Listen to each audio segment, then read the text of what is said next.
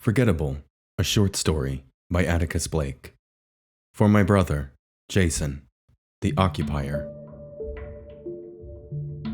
My name is Gary Oldman, not the actor, but the postmortem photographer. I have no handsome or notable features, none so like the actor whom I share a name with. When I meet you, we may joke about my name, to which I reply, chuckle, and carry on, as you no doubt have nothing much else to say to me. What's a postmortem photographer, you ask? Simply this: I take pictures of the dead, institutionally and privately. I contract with many different law enforcement agencies and hospitals to photograph bodies before and after an autopsy or at the scene of a crime. Occasionally, I photograph loved ones in a casket. As this is a taboo art, and most people would rather forget the dead except in their yearly visit to a gravestone, I have very few obligations in this manner, but it pays very well. What do you mean by privately? Sometimes a person may die tragically at a young age, like an infant or a young child. In such cases, there are a few people who would like photographs of their deceased loved ones to remember them by. This particular form of postmortem photography is practiced by exceedingly few people these days, hence the inflated paycheck. It originally began with the daguerreotype, which is the first form of photography, but has since moved on into the digital era. Okay, I'm getting to that. I know the history is boring, but it's my job, and I so rarely get to tell people about it. Yes, I know it's morbid and outdated, but it is an art form, and yes. I take pictures in people's homes, usually in the bedroom of the deceased, where they lay as if sleeping. Family members have a tendency of crossing the arms of their loved one at the chest, and this is bad form. Being that once rigor mortis has set in, I'm unable to move them into any other position or change their clothes as needed without having to break their bones. The best time to have someone like me do my work is within 1 hour of death. During that time, the body still has pliability. Yes, I know that I could wait until rigor mortis is gone, but I can tell you from experience that the blood begins to pool in the extremities, causing the body to lose its color.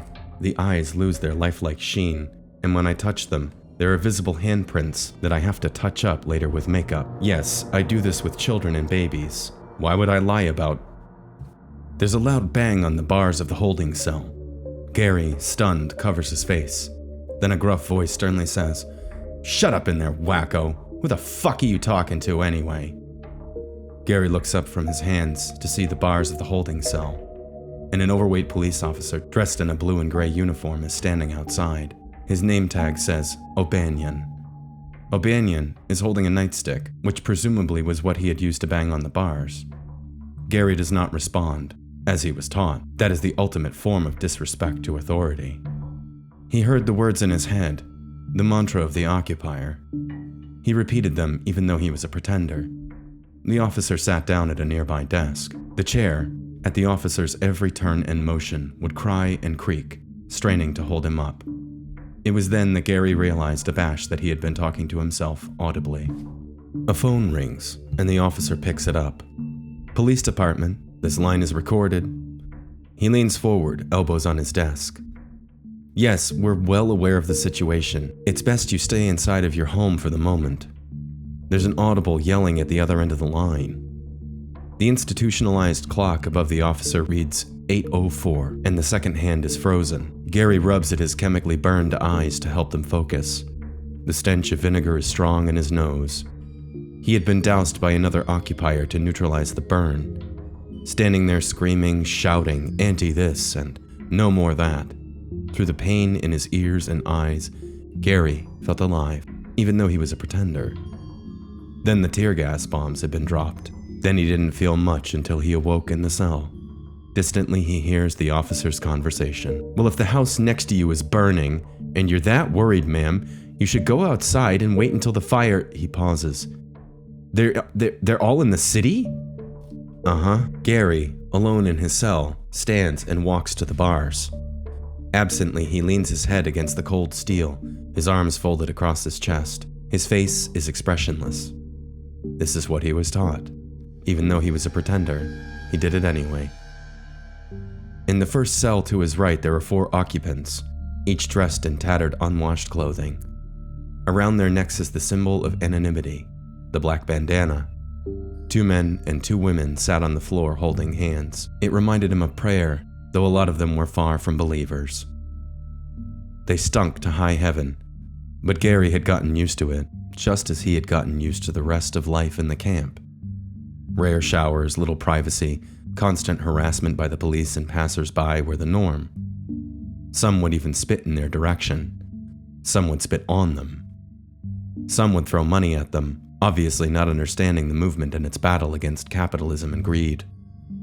These squatters, with their politically dissonant views, were still more than happy to keep the money and divide it equally amongst the people of the camp. Gary, an educated man, would sometimes wonder where these occupiers had gotten their ideas about economics, agriculture, and other such things. The officer slams down the phone into the desk and leaves it off the hook. The officer stands abruptly. The chair is relieved of its anti-gravitational duty, creaks again. The officer shouts at the receiver, waving his hands at it as though it were anything other than an inanimate object. "Fuck you, fuck all of you, there's nothing that I can do!" He takes a deep breath, throws his hands in the air, and lets the breath out as an exasperated sigh. Gary can hear the other person on the end still speaking to the flat of the desk. Yet another person speaking to an inanimate object. The sound came as a low buzz with no understandable words. It reminded Gary of the adults in Charlie Brown.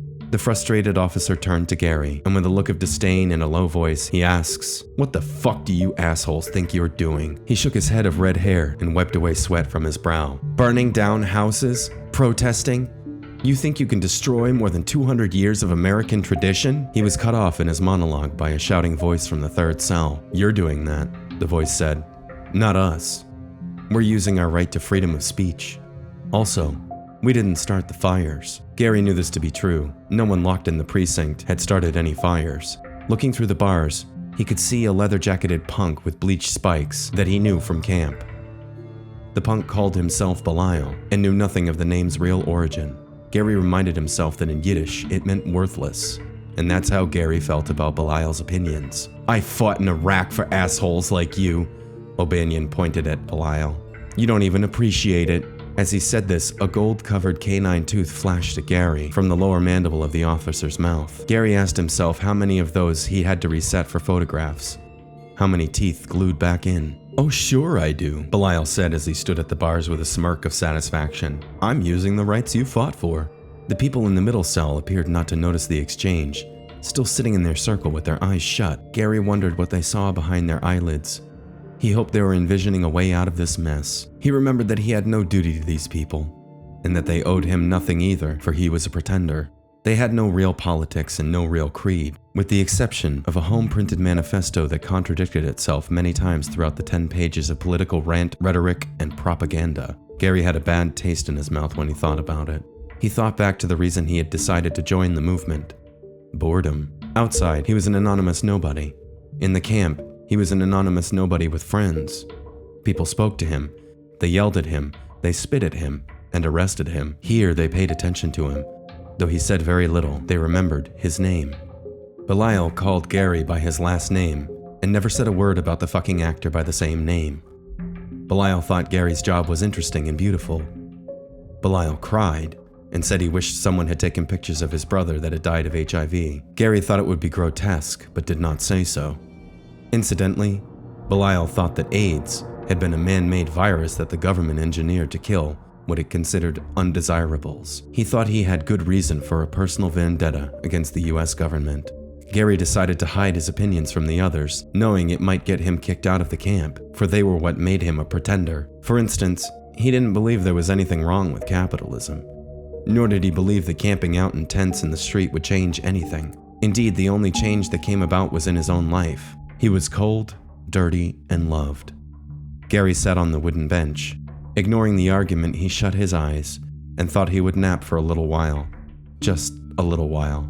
There's a drift, like tide, that rolls him over and over again. It divides sleep and wakefulness, in which that feeling of being tired is so natural and beautiful. Through the tide, Gary heard shouting about God, the revolution, and women and men being, just being. There's blonde, just blonde. That perfect blonde that women pay for. That perfect blonde that you want to reach out and touch to see if it's real or doll hair. The hair is spinning in a wide circular arc. Gary's 10, and he sat behind this girl since the beginning of the year. He's taught her how to tangle the swing set by using your feet to wind the two ropes together. Then they both let go. Then they spin. They spin while looking up at the sky, and it looks like a giant bowl of blue and white. The scent of cut grass aloft, he remembers her name. It was Jane. Her name was Jane. He desperately waits for moments when she turns to hand him papers, and then she might ask to borrow a pen. He can hear himself say, "Of course she can."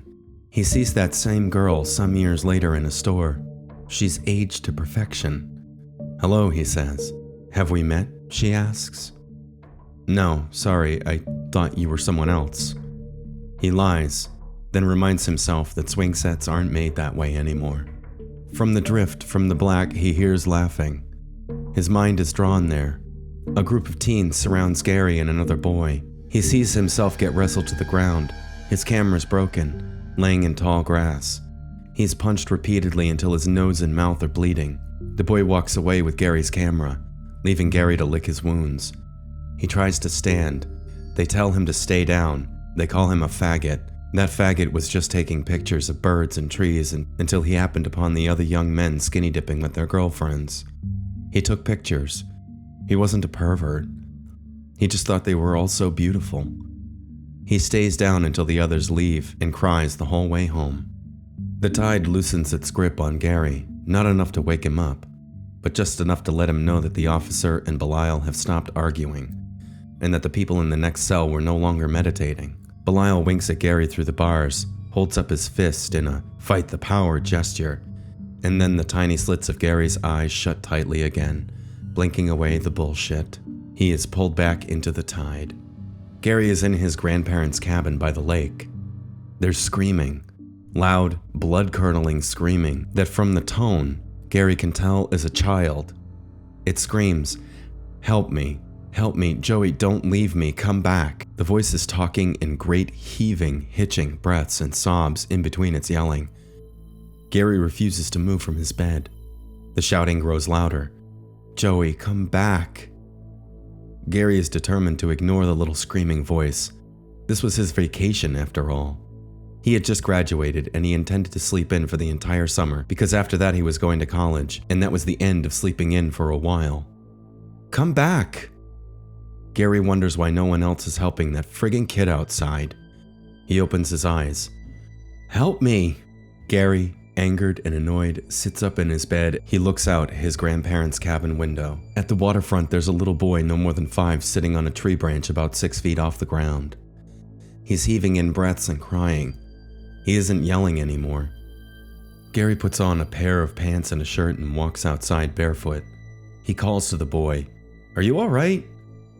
The boy looks up with his swollen eyes and says nothing. He's gripping the trunk of the tree and shivering with fear. It was the neighbor's kid, Sean. Gary remembered meeting him the other night. He remembered Sean's white, blonde, unkempt hair that never seemed to move, and the prominent brows that overhung his bright cat-like hazel eyes, features that made him all the more pitiful when he cried. He was one of 2 boys from the next cabin over. "What happened? You okay?" The boy says no. Then in one continuous sentence with no spaces, he says, "Joey dared me to climb up here and then he left me here." He sobs, his pitiful baby voice quavering, then, "I'm scared." I can see that. Gary stands at eye level with the boy's knees, hugging his arms from the chill against the morning breeze. The boy's lower lip is trembling. "Will you help me down?" he asks. "Why don't you just jump? It's not that far." Sean looks down, then looks up at Gary. His eyes say he has seen his death in a 6-foot drop to the ground. "I can't." The petulant whine is a bit moving for Gary. He places his hands under the boy's arms and lifts him from the tree. Gary had intended to just put him down and walk him back to his parents' cabin, but the boy hugs him tightly. "It's okay, kid, it's okay." He had never had to comfort a child before, and thought he wasn't so bad at it. He begins to walk to the cabin with the boy clinging to him like a baby ape to his mother. Then from behind he hears a shout. "What the hell are you doing with my kid?" Gary and the boy are both startled. He puts Sean to his feet and turns around to see the boy's father standing there with an angry and confused look on his face. "He was in the tree. He was scared. He was cut off by the father. I'll take him now." The boy runs to his father and says, "He helped me down." The kid did not say thank you. Gary stood there as the two walked away, feeling as if he had somehow wronged the boy. Gary hears fire sirens Doppler shifting their way from one end of the police station to the other. It rouses him from the tide. Sitting up, he notices that neither the cell next to him nor Belial's cell are occupied any longer. The officer is gone too. He has no idea how much time has passed, but it is still dark outside. The clock on the wall above is still frozen at 8:04. The sirens are now distant, and they are being slowly swallowed by the off-hook tone of the receiver laying on the desk. With a start, he notices that his cell door is open. He steps out, looking around. The cell doors are opened, and no trace of his friends or the officer are left. Gary sits at the desk, causing the chair to creak. He hangs up the receiver, terminating the obnoxious tone. He was only mildly worried about where everyone had gone. He rubs absently at his chin and his forehead while inspecting the other cells from the officer's point of view. Leaning back, he swivels in the chair, left and then right, all the way around a few times. Like the child of his memories, he lets the ceiling turn into a blur of circular color, the annoying strip lighting at the focal point. He asks the room, "Where did everyone go?" and then laughs. He puts his foot down to stop the spin. He's aimed directly at Belial's cell, and there on the floor is a stain, inky black and prominent against the concrete floor. Gary swallows hard, gets out of his chair and walks to the open door of the cell, and the unmistakable color of blood comes into focus. It is merely black because of the angle he had originally seen it at. It appeared as a splat of paint ricocheted from one small dot and streaked outwards. In the center of the sticky pool, 3 white and 1 gold tooth sat there in the blood. He remembered that the officer had a gold tooth and said, "So much for nonviolent resistance." He wondered then if the officer was dead, if this was a gunshot wound. No, if there had been a gunshot wound, it surely would have roused him from his sleep. Maybe a fight in which the officer's face had been slammed hard against the surface of the floor, causing the stain. Wouldn't I have heard the fight? Maybe not. Why did the officer go into the cell? How did Belial overpower him? He must have been the victor, else why was his cell and the others open? Was the officer dead? He looked around. There was no body and no sign that it had been dragged away from the scene. The 5 of them may have carried him out, but only with great exertion. Gary shoved aside all his forensic tinkering for a moment to ask aloud, "Why did they leave me here? Why not wake me?" Only then did he feel slightly appreciative of the fact that they had at least unlocked his cell. "Thanks, guys," he said to no one. He looked up and around for more evidence as to what had happened. There was none. To his right, there was a hall that had rounded the building to the entryway. Hopefully the bars and doors between there had been unlocked too. The inner barred door and the outer opened at his push. And once through them, he said, "Hello?" No one answered. He entered the main lobby and asked if anyone was there. Again, no one answered. He was used to abandonment, but he no longer pitied himself for it. He had learned to move on. There was something about this particular time, though, that would not let him do so. What was it? The question gnawed at him as he stood there at the floor-to-ceiling windows that overlooked the police headquarters parking lot. What he saw was unbelievable. In the center of the parking lot, 2 overturned cruisers smoldered with fire and smoke and were now nothing more than iron husks. Nearby, a pile of riot shields, armor, and guns lay abandoned along with the uniforms, all of them similar to the one O'Banion had worn. It seemed the police had left their posts and had been indoctrinated by the movement, but that was just the hopeful voice of Belial in his head. They could all be dead, and that would inspire the hopeful voice as well. He stepped outside and was assaulted by the smell of burning oil. That, coupled with his own vinegar-scented shirt, he rubbed at his eyes with dirty fingers and realized that he was just making it worse. Aside the cacophony of crackling fire, there were no other noises. He looked about through squinted eyes and saw dark and loneliness. He wondered then, as anyone would, if he were the last man on Earth. To his left and right, the street was lined with battered and destroyed vehicles.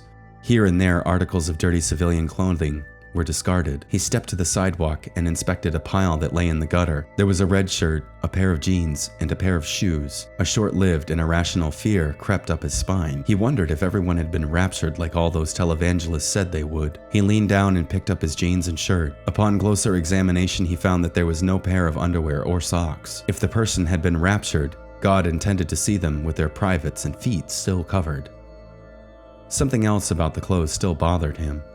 He realized that the heft of them was all wrong. There was no wallet in the pants pocket, so God wanted to make no mistake about who the person was. He wanted them with license in hand to match against the book of life. He thought it was no wonder that the DMV was so slow. They were tallying your sins as well as the driving offenses. Why rapture everyone but him? Was he the worst of the bunch? The weirdo in the grocery, the pervert photographer, the boy who killed his parents? Indeed, he seemed pretty bad, but not as bad as some. He'd always found it strange how religious ideas like the rapture propagated. He thought the worst thing religion did was imply that being alive was a punishment and that being dead was the best thing you could hope for.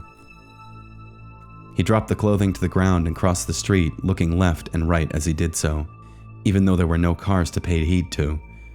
All of the old habits of the world may have died the hardest death while he was asleep. It seemed everything happened while he was asleep or not paying attention at all. Aside from the fire, the darkness was pierced by a lonely streetlight down the hill in the city square, where their camp had been set. It illuminated the blue and red deflated tents and overturned chairs. He followed that light for what seemed like a century, hoping that once he reached the camp, there might be some sign of his friends. On the way, he almost tripped several times on discarded clothing and objects he didn't care to identify. He just wanted to get to the camp and see what was left of it. At the bottom of the hill, he faced the camp. The one working bulb gave the place an eerie sense of desolation. The dilapidated state of it suggested that it had been deliberately destroyed. Trash, clothing, and other personal effects littered the entire encampment.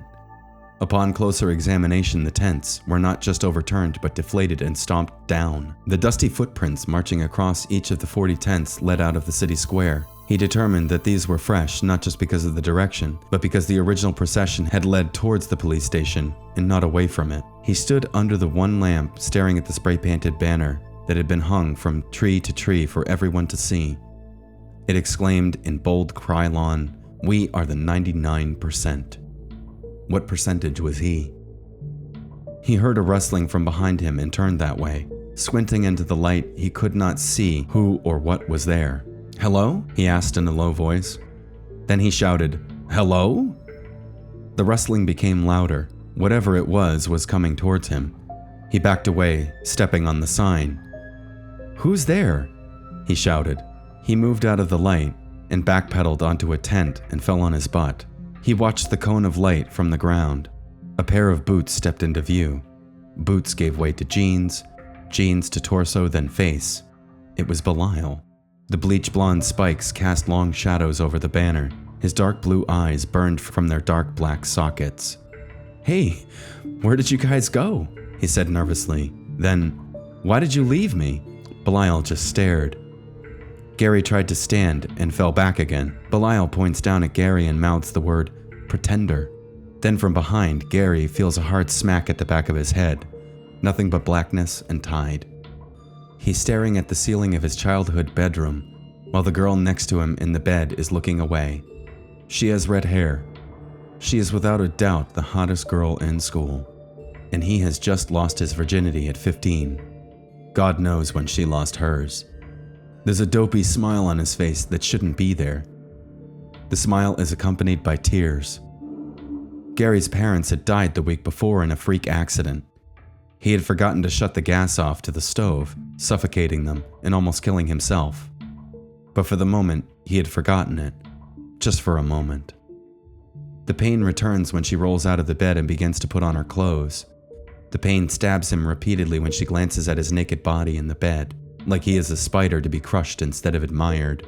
Standing there, bra askew, putting on her panties, she asks, "Do you feel better?"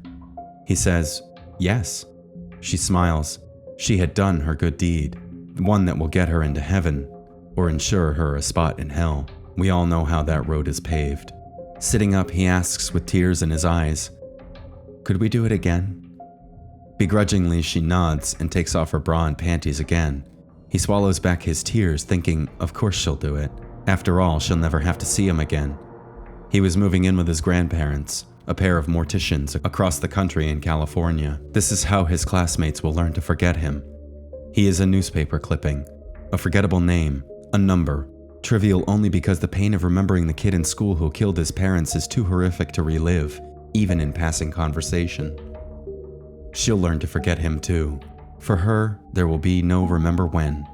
No, remember the time I pity fucked a what's-his-face or what's-his-name because I felt so bad for him? He will never forget. The dream is pierced by a great rumbling. A sound as if the earth was being ripped apart began to pulsate in his ears. A dim light came to him as his eyes opened. His head hurt. The thrumming sound did little to comfort him. Rubbing his eyes and head, he noticed with a start that he was wearing nothing but his underwear. He looked around. In front of him, a throng of half-naked people numbering somewhere in the hundreds to thousands were stamping their feet and chanting. Though what they were chanting he did not know. He stood up. They were all facing the same direction, fist raised, punching the sky, with their moving the earth beneath them. A slight rain had fallen while he was knocked out, and the feet and bodies of the people were covered in dirt and mud that had been streaked clean in some parts. The crowd smelled like a well-oiled Italian grinder. He gagged and stopped his reflex with a swallow. Over the crowd, he heard an unmistakable voice over the loudspeaker, one he had been listening to for months. "We are the 99%. Gary stood on his tiptoes to see over the crowd. 100 yards of filthy people stood in a stadium, their attention focused on Belial, standing on his soapbox and chanting his uselessness. His bleached spikes drooped from ill care, and he was completely naked from head to toe, though no one seemed to care. Belial continued, "We are now the 100%. I have word from 2 other sites that New York and Boston are now fully occupied." The crowd swelled with the clapping cries of jubilation. Gary swam through the edge of the crowd towards Belial, saying his excuse me's and pardons. "The police have either disbanded or completely integrated with us," Belial shouted. This statement made Gary wonder what had become of poor Officer O'Banion. Had he died? Did he integrate? Did Gary care? He reached close to the front of the crowd and kept his head low, peering at Belial through naked shoulders.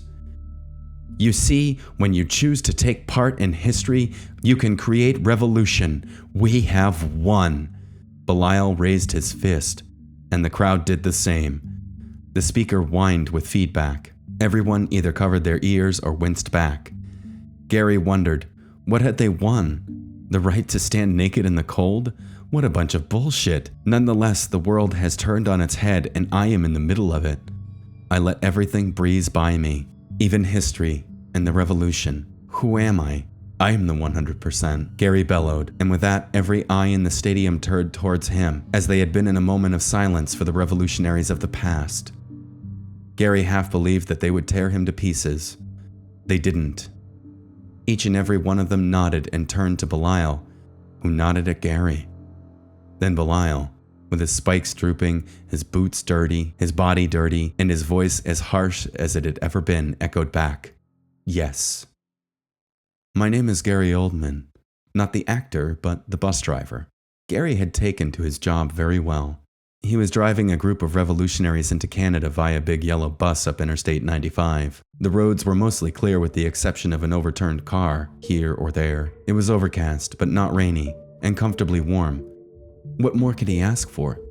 He was completely and totally content. The other occupants of the bus were either sleeping or leaning with their heads against the glass, watching the roads go by. Directly behind him, a young man is sleeping with his head against the window. The young man's tousled blonde hair is sticking to the glass. His face appears to be that of a sleeping, pitiful child, but he could be no more than 20 or so. Gary runs over an unavoidable dead animal. The disturbance rouses only the young man. He opens his eyes, cat-like and hazel, and looks sleepily and drearily into the long oval mirror. Gary studies him for a moment, trying to place the kid, but he can't. Their eyes locked. Gary diffuses the awkwardness by smiling, then looks to the road. From behind him, Gary hears a sharp inhale, the kind you expel when you realize something you forgot. Gary looks to the mirror again, Meets the young man's eyes again. The kid says, "Hey!" Then points at the mirror with his whole face smiling, his eyes smiling. He says, "Hey, I remember you." The end.